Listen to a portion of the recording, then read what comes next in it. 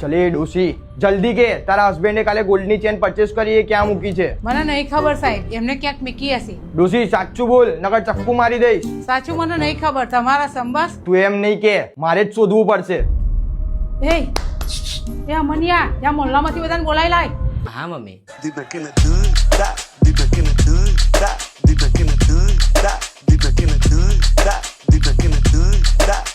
અરે ભૂખડા પછી ખાજે, પેલા બધાને બોલાવી લાય.